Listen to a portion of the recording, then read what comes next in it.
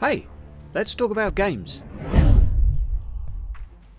Hello guys and girls, it's Esig Hydra here, and you know what time it is? It's finally time to ask the developers some questions. Now, the following format may come across as a little bit clunky because I had to just simply record the questions, send them over to the developers, then they had to send me some responses. So unfortunately, we weren't able to get a live face-to-face conversation. That's definitely going to happen later in the year, but for now, unfortunately, I work full-time. They can't sort of give me certain hours outside of their working schedule to chat with me, so this is the best we could do for now. But still, there may be some exciting stuff. What we'll do is get started with the questions and see what they have to say.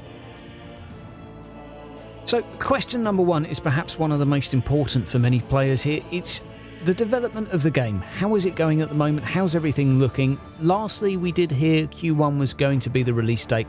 Has anything changed, and when are we looking at getting this actual game? Hey everyone, my name is Gergo and I'm doing PR for Neocore games. So we haven't announced the release date yet, slightly updated roadmap might come soon, but the initial plan hasn't changed, so stay tuned. Okay, the next question's just to sort of address a concern that some players have for the game, and that is of the future of the game. Now, can you just perhaps outline for some of us what sort of content we're going to see from Martyr actually after release? So after the game's been pushed forth, what are we going to see in the future?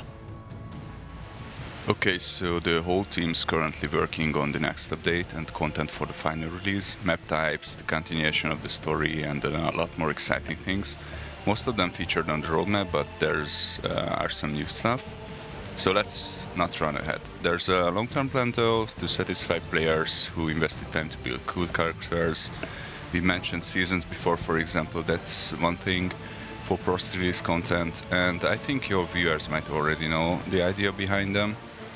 But since we are working on a final release and not on post-release content right now, let's get back to this topic once the game's out. We are doing our best right now to put as much cool stuff to the final release as possible. Righto, so the next question is about the story. So obviously we've got a couple of missions of the campaign of the story that have been added now. What are we going to see, first up when the game is released in terms of sort of narrative content, and what's going to be put into the game in the future in terms of this sort of narrative campaign driven content? You can certainly expect a full single-player campaign about the hunt for the Martyr, the secrets hidden away on the ship turned into a fortress monastery, and why certain shadowy Inquisitor sects are so dedicated to find that particular secret. Our plans for the future, story-wise, haven't changed at all. We are definitely planning to release story expansions that will continue to explore the background we have built there, expanding the scope, you know, moving the plot forward and raising the stakes. Okay, now the next question is about the Stormwatchers. We're not going to give away any spoilers here, but we see a new Space Marine chapter appear within this game, something not many of us know anything about. Perhaps can you give us a little bit of information as to who the Stormwatchers are, where they come from? Are we going to get any more information about them? Okay, so the Stormwatcher Space Marine chapter plays a significant role in the history of the Sandbox Caligari sector, and they have very strong connections to the Caligari conclave of the Inquisition. The focus of the campaign is on the Martyr though, but we are certainly planning to reveal more about the Stormwatchers at some point, since they have their reasons for being so secretive and virtually unknown except for some Lord Inquisitors. Right, and I know I've asked you this in every interview we've done thus far, but can you just give us an outline yet again for the season system? What exactly are we going to be expecting within a season? What is a season going to bring to the table of Martyr every few months? Seasons will be free content patches focusing on a central theme, as generally speaking each season will see the introduction of a new enemy faction. At the release we'll have the followers of Gergo in the game, among many other enemy types of course. But later we are going to include other Chaos Gods with their creatures, for example, not to mention the various Sanus races making an appearance in the Sandbox sector, and this will all happen during seasons. Besides, each season will have a new priority assignments, grand investigations, which are chain of missions that tell a story with ties to the central theme, and special events.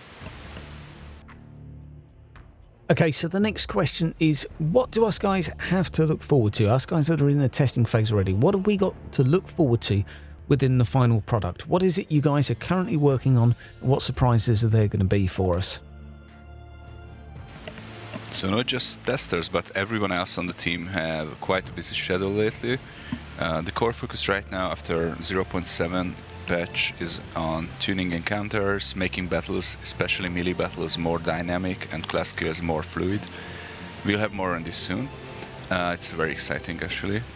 Also we are working on fine-tuning a cover system and its graphics and further balancing all the enemy unit types that are already in the game.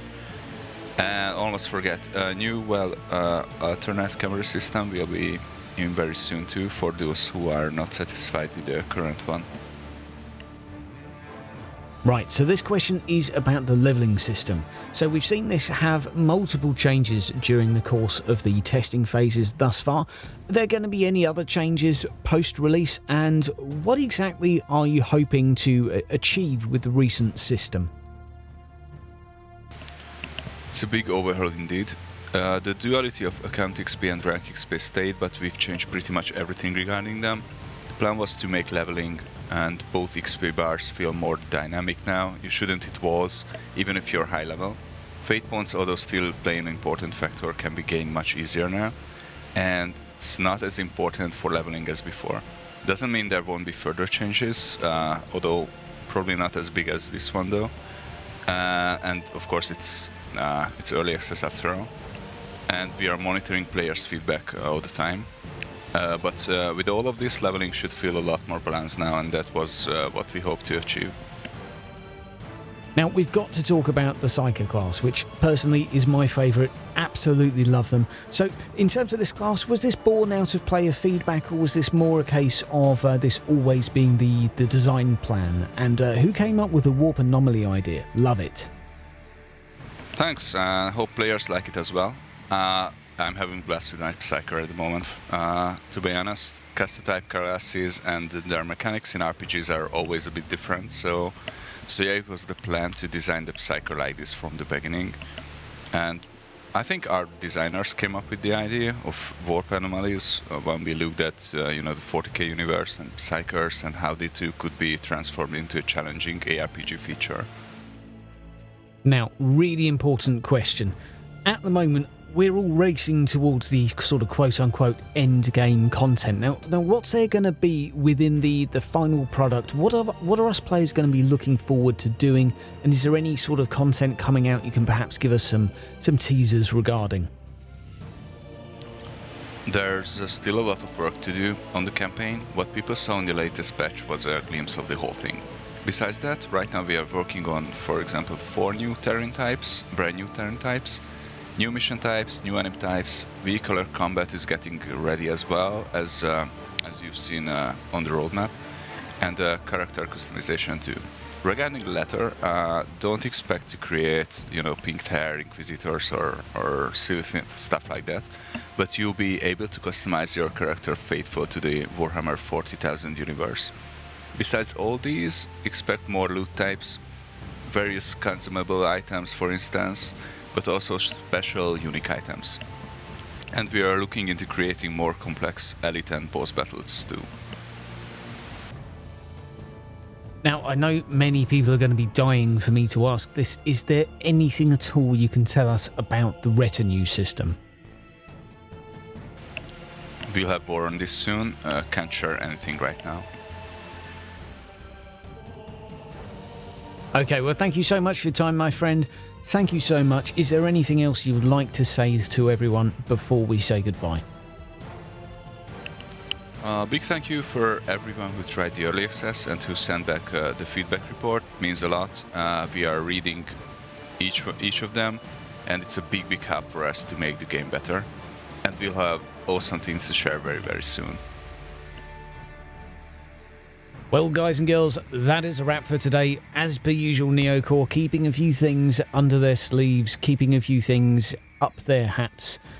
And well, we're just going to have to wait and see what happens in the future with this game, but hopefully you've enjoyed this. There will be a face-to-face interview coming, I'm sure, later in the year when I go to Warhammer Fest, which I'm pretty sure Neocore will be at again.